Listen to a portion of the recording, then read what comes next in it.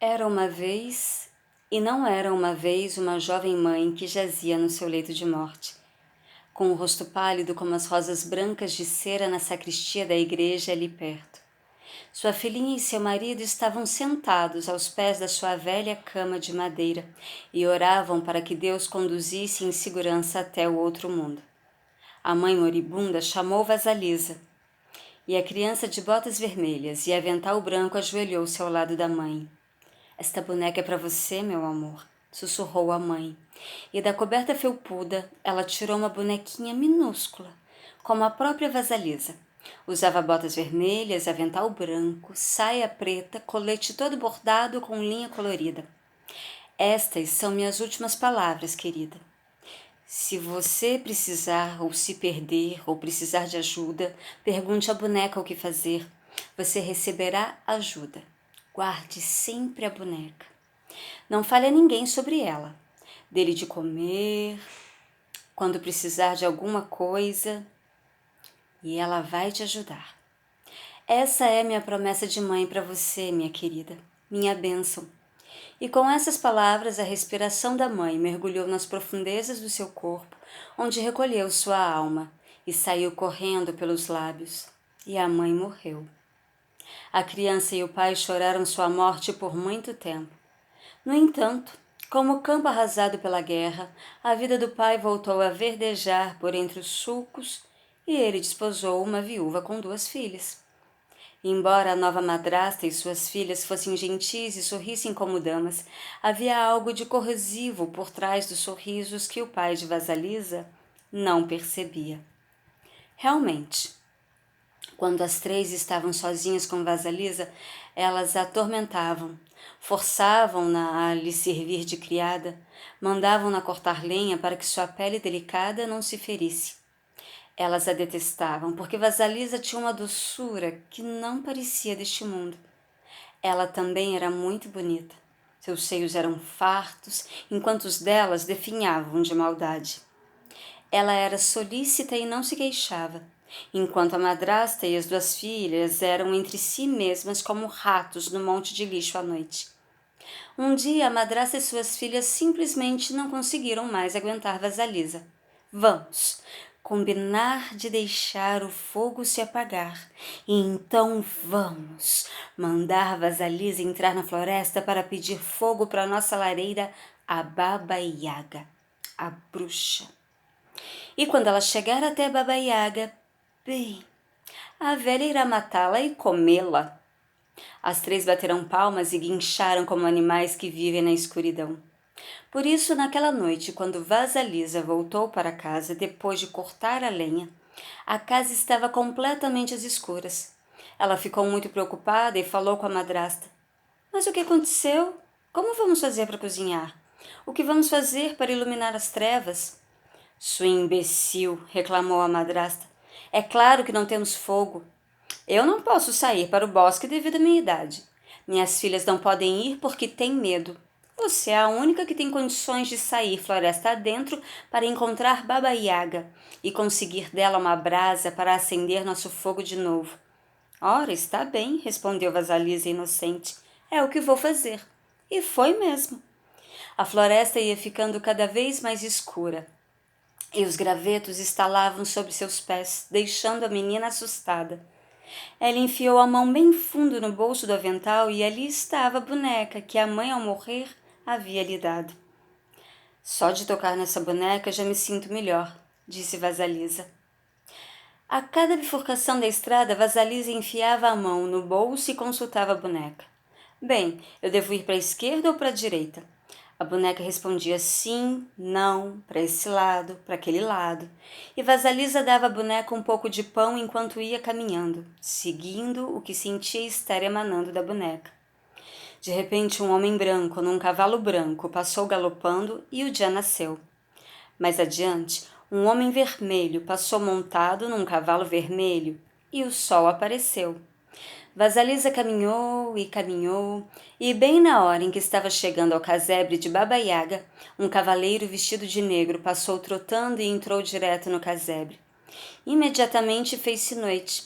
A cerca feita de caveiras e ossos ao redor da choupana começou a refulgir como um fogo interno, de tal forma que a clareira ali na floresta ficou iluminada com uma luz espectral. Ora, Baba Yaga era uma criatura muito temível. Ela viajava não num coche, nem numa carruagem, mas num caldeirão com o formato de um graal que voava sozinho. Ela remava esse veículo com um remo que parecia um pilão, e o tempo todo varria o rastro por onde passava com uma vassoura feita do cabelo de alguém morto há muito tempo. E o caldeirão veio voando pelo céu com o próprio cabelo sebento da Baba Yaga na esteira. Seu queixo comprido curvado para cima e seu longo nariz era curvado para baixo, de modo que os dois se encontravam no meio do caminho. Baba Yaga tinha um ínfimo cavanhaque branco e verrugas na pele adquiridas de seus contatos com sapos. Suas unhas manchadas de marrom eram grossas e estriadas como telhados, e tão compridas e recurvas que ela não conseguia fechar a mão. Ainda mais estranha era a casa de Baba Yaga. Ela ficava em cima de enormes pernas de galinha, amarelas e escamosas, e andava de um lado para o outro sozinha. Ela às vezes girava e girava como uma bailarina em transe. As cavilhas nas portas e janelas eram feitas de dedos humanos. Das mãos e dos pés, e a tranca da porta da frente era um focinho com muitos dentes pontiagudos. Vasalisa consultou sua boneca. E é essa casa que procuramos? E a boneca, ao seu modo, respondeu: É essa que procuramos. E antes que ela pudesse dar mais um passo, Baba Yaga no seu caldeirão desceu sobre Vasalisa aos gritos: O que você quer? Vovó, vim apanhar fogo, respondeu a menina estremecendo. Está frio na minha casa. O meu pessoal vai morrer, eu preciso de fogo. Ah, sei, retrucou Baba Yaga rabugenta. Conheço você e seu pessoal. Bem, criança inútil, você deixou o fogo se apagar, o que é muita imprudência. Além do mais, o que faz você pensar que eu lhe darei a chama? Porque eu estou pedindo, respondeu rápido Vasalisa depois de consultar a boneca. Você tem sorte, ronronou Baba Yaga. Essa é a resposta certa. E Vasalisa se sentiu com muita sorte por ter acertado a resposta. Baba Yaga, porém, a ameaçou. Não há a menor possibilidade de eu te dar o fogo antes de você fazer algum trabalho para mim. Se você realizar estas tarefas, receberá o fogo. Se não... E nesse ponto, Vasalisa viu que os olhos de Baba Yaga de repente se transformavam em brasas. Se não, minha filha, você morrerá. E assim, Baba Yaga entrou pesadamente no casebre, deitou-se na cama e mandou que Vasalisa lhe trouxesse a comida que estava no forno. No forno havia comida suficiente para 10 pessoas. E Yaga comeu tudo, deixando uma pequena migalha e um dedal de sopa para Vasalisa. Lave minha roupa, varra a casa e o quintal, prepare a comida, separe o milho mofado do milho bom e certifique-se de que tudo está em ordem. Volto mais tarde para inspecionar seu trabalho. Se tudo estiver pronto, você será presenteada. Se não estiver, você será o meu banquete. E com isso, Baba Yaga partiu voando no seu caldeirão, com o nariz lhe servindo de biruta e o cabelo de vela. E anoiteceu novamente. Vasalisa voltou-se para a boneca e assim que Baba Yaga se foi, perguntou: O que vou fazer? Vou conseguir cumprir as tarefas a tempo? A boneca disse que sim e recomendou que ela começasse logo, mas antes comesse algo e fosse dormir. Vasalisa deu algo de comer à boneca também e adormeceu. Pela manhã, a boneca havia feito todo o trabalho e só faltava preparar a refeição. À noite, Baba Yaga voltou e não encontrou nada por fazer. Satisfeita de certo modo, mas irritada por não conseguir encontrar nenhuma falha, Baba Yaga zombou de Vasalisa. Você é uma menina de sorte. Ela então convocou seus fiéis criados para moer o milho, e 3 pares de mãos apareceram em pleno ar e começaram a raspar e esmagar o milho. Os resíduos pairavam no ar como uma neve dourada. Finalmente o serviço terminou, e Baba Yaga se sentou para comer. Comeu horas a fio e deu ordens a Vasalisa para que no dia seguinte limpasse a casa e varresse o quintal e lavasse a roupa. Naquele monte de estrume, disse Yaga, apontando para um monte enorme de estrume no quintal, há muitas sementes de papoula, milhões de sementes de papoula. Amanhã quero encontrar um monte de sementes de papoula e um monte de estrume completamente separados um do outro. Compreendeu? Meu Deus, como eu vou fazer isso? Exclamou Vasalisa, quase desmaiando. Não se preocupe, eu me encarrego, sussurrou a boneca, quando a menina colocou a mão no bolso. Naquela noite, Baba Yaga adormeceu roncando e Vasalisa tentou catar as sementes de papoula no meio do estrume. Durma agora, disse a boneca. Tudo vai dar certo. Mais uma vez, a boneca escutou e executou todas as tarefas, e quando a velha voltou, tudo estava pronto. Ora, ora, que sorte a sua conseguir acabar tudo, disse Baba Yaga. Ela chamou seus fiéis criados para prensar o óleo das sementes e novamente 3 pares de mãos apareceram e cumpriram a tarefa. Enquanto Yaga estava se besuntando toda e os lábios na gordura, Vasalisa ficou parada por perto. E aí? O que você está olhando? Perguntou Yaga de mau humor. Posso lhe fazer umas perguntas, vovó? Pergunte. Mas lembre-se, saber demais envelhece as pessoas antes do tempo. Vasalisa perguntou quem era o homem branco no cavalo branco. Ah, esse primeiro é o meu dia. E o homem vermelho no cavalo vermelho? Ah, esse é meu sol nascente. E o homem negro no cavalo negro?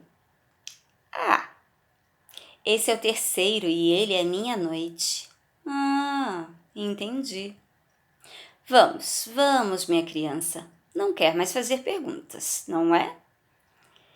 Vasalisa estava a ponto de perguntar sobre os pares de mãos que apareciam e desapareciam, mas a boneca começou a saltar dentro do bolso e, em vez disso, Vasalisa respondeu: Não, vovó. Como a senhora mesma diz, saber demais pode envelhecer a pessoa antes da hora. É, disse Baba Yaga. Você é muito ajuizada para sua idade, menina. Como conseguiu isso? Foi a bênção da minha mãe, disse Vasalisa com um sorriso. Bênção? Bênção? Não precisamos de bênção nenhuma aqui nessa casa. É melhor procurar o seu caminho, filha. E foi empurrando Vasalisa para o lado de fora. Vou lhe dizer uma coisa, menina. Olhe aqui. Baba Yaga tirou uma caveira de olhos candescentes da cerca e enfiou numa vara. Pronto. Leve esta caveira na vara até sua casa. Isso. Esse é o seu fogo. Não diga mais uma palavra sequer. Só vá embora. Apenas vá. Vasalisa ia agradecer a Yaga, mas a bonequinha no fundo do bolso começou a saltar de cima para baixo e Vasalisa percebeu que devia apanhar o fogo e ir embora. Ela voltou correndo para casa, seguindo as curvas e voltas da estrada com a boneca lhe indicando o caminho. Era noite, e Vasalisa atravessou a floresta com a caveira numa vara, com o brilho do fogo saindo pelos buracos dos ouvidos e pelos olhos e do nariz e da boca, e de repente ela sentiu medo dessa luz espectral e pensou em jogá-la fora. Mas a caveira falou com ela, insistindo para que a luz se acalmasse, que assim seguisse e prosseguisse para casa da madrasta, junto às filhas. Quando Vasalisa ia se aproximando da casa, a madrasta e suas filhas olharam pela janela e viram uma luz estranha que vinha dançando pela mata, cada vez chegando mais perto. Elas não podiam imaginar o que aquilo seria e já haviam concluído que a longa ausência de Vasalisa indicava que ela, a essa altura, estava morta, que seus ossos haviam sido carregados por animais e que, bom, ela havia desaparecido. Vasalisa chegava cada vez mais perto da casa. E quando a madrasta e suas filhas viram que era ela, correram na sua direção, dizendo que estavam sem fogo desde que ela havia saído e que por mais que tentassem acender um, ele sempre se extinguia. Vasalisa entrou na casa, sentindo-se vitoriosa por ter sobrevivido à sua perigosa jornada e por ter trazido o fogo para casa. No entanto, a caveira na vara ficou observando cada movimento da madrasta e das filhas, queimando-as por dentro. Antes de amanhecer, ela havia reduzido a cinzas aquele trio perverso.